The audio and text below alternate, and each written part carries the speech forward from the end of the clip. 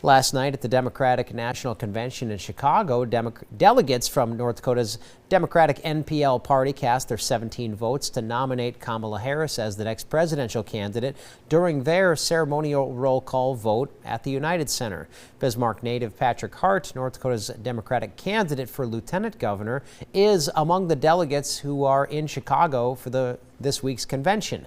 He says Democrats are unified as they head toward the 2024 general election in November, and that the convention hall was at capacity as delegates packed in last night to hear from former President Barack Obama and former First Lady Michelle Obama. What they said, and what I think is the message for a lot of Democrats across many states and many tickets, is really simple: that we need to come together as a society to focus on the problems that are affecting everyday people at the kitchen table.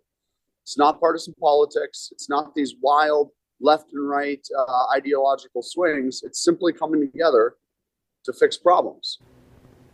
Hart says he's talked with many voters while out campaigning across western North Dakota who have told him they're tired of the rhetoric and want both parties to start working together in North Dakota. He says Harris made a wise decision choosing Minnesota Governor Tim Walz to be her running mate. He believes that Walz is the best choice to help Harris connect with Midwestern voters.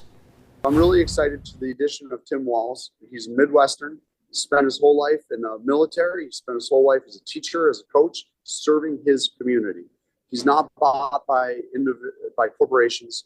You know, he's not a billionaire class like our last governor and our governor before him, and potentially, Kelly Armstrong, who's my opponent.